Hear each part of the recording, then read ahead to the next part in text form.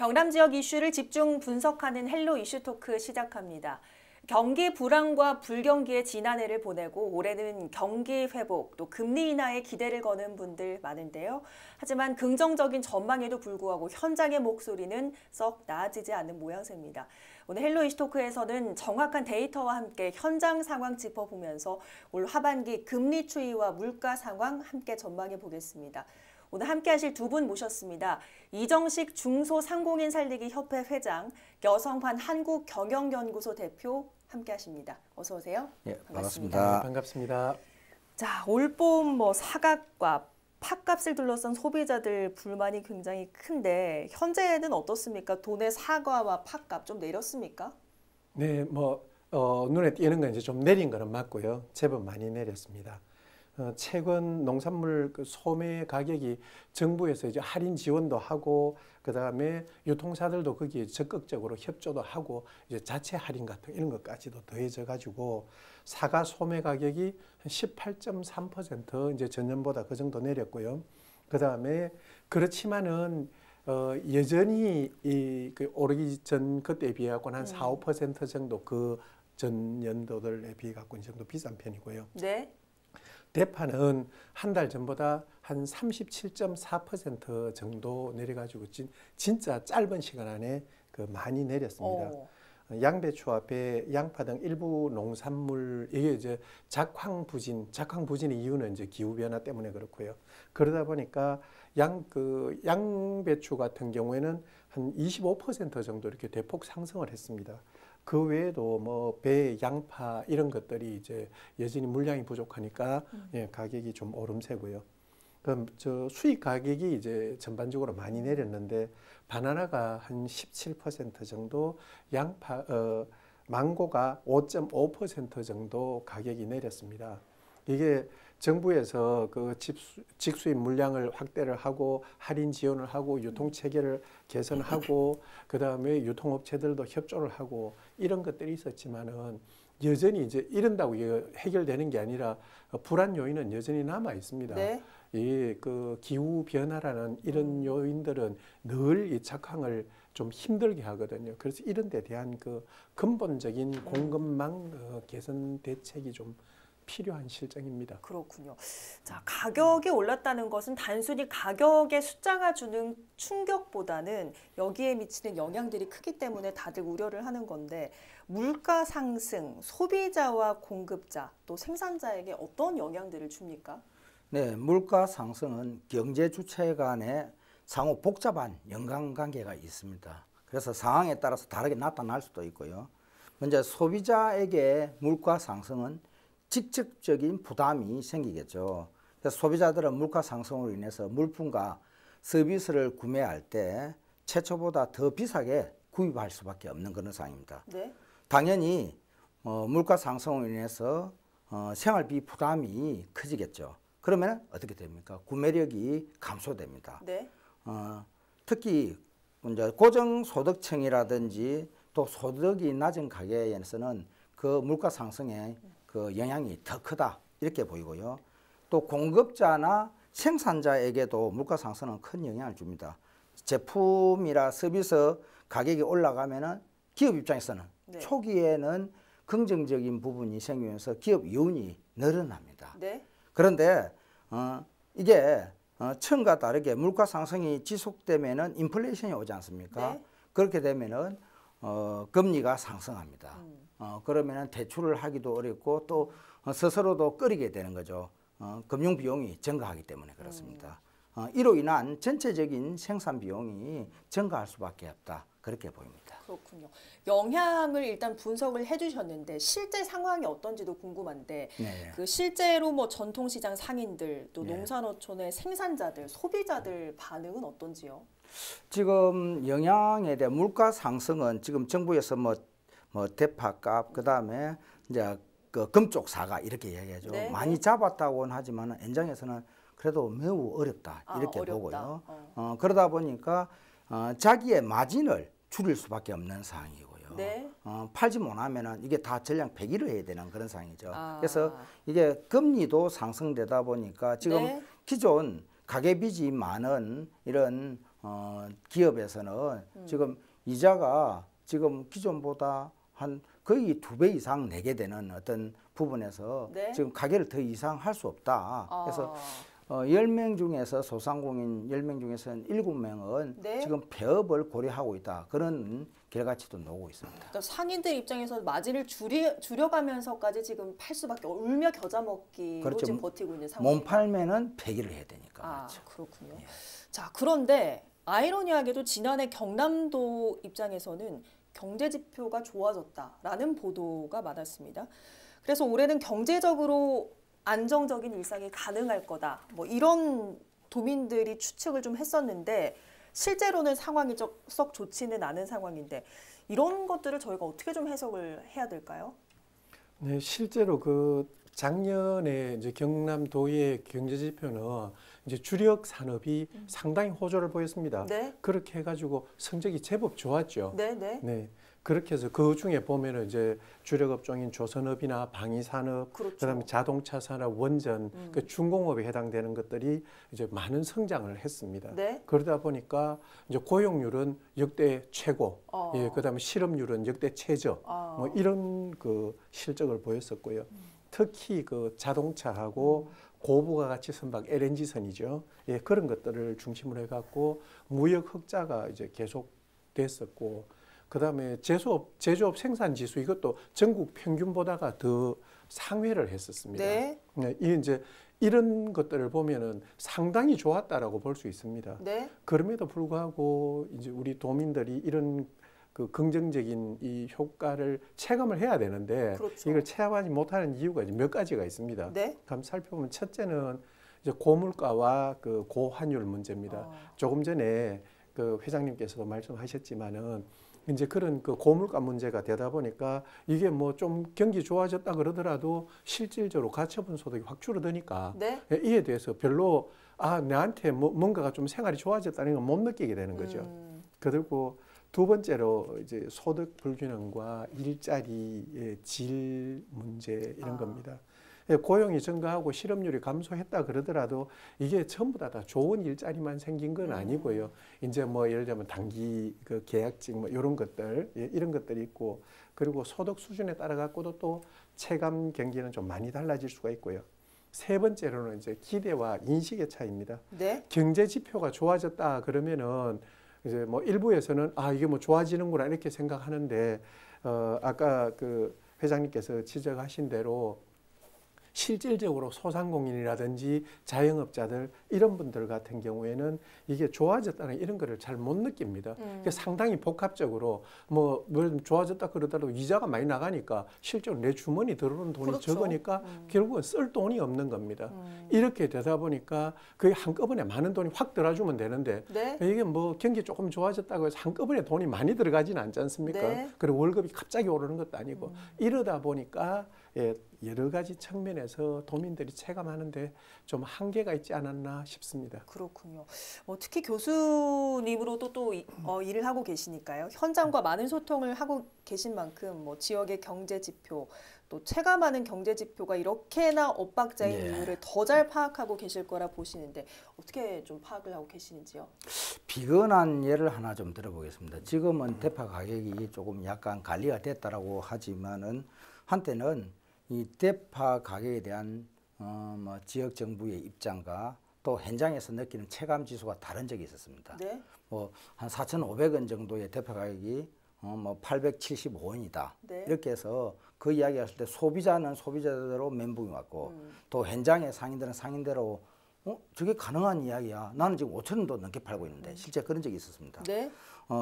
이렇게 엇박자가 이제 나는 거는 통계 지표에서 느끼는 부분, 그거는 지금 이렇게 보죠. 수치화된 데이터, 통계인데 그게 과거 데이터입니다, 사실은. 그래서 이런 데이터는 전체적인 경제 지표를 보여는 주는데 개별 서민들의 어떤 상황을 반영을 하지는 않는 거죠.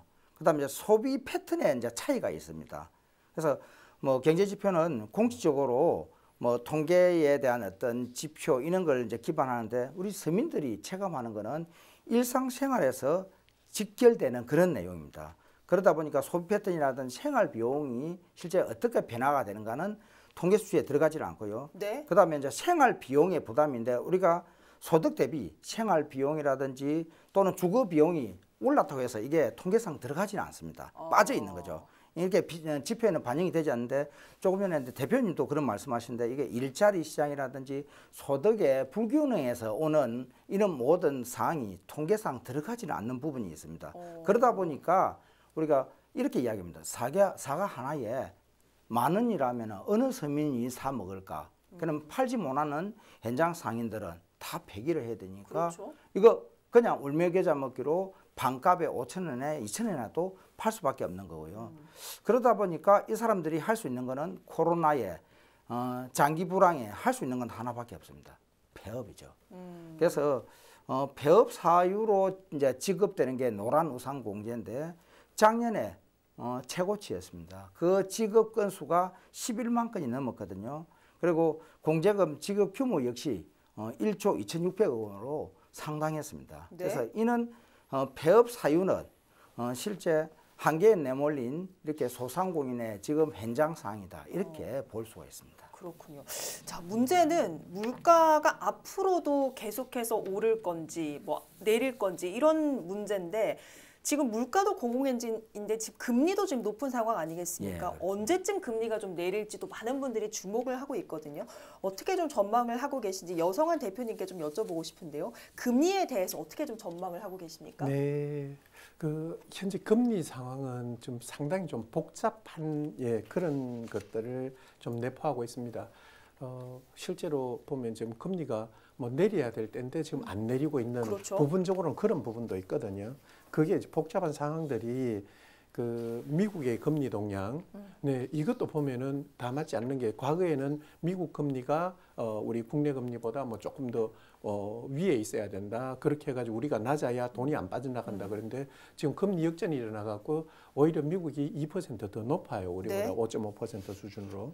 그래서 이게 보면은 그 미국 금리 동향에 영향을 받는 것도 있지만 더 큰 게 이제 국내의 그 정치, 경제 상황 네. 이런 것들이 이제 아주 복잡하게 얽혀가지고 영향을 미치고 있고요.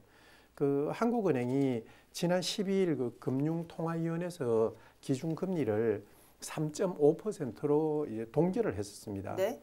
그 미국 금리와 물가 상승률, 가계부채 증가, 그리고 부동산 시장의 불안정성 등 이런 것들을 이제 여러 가지를 고려해가지고 동결한다고 밝혔고요.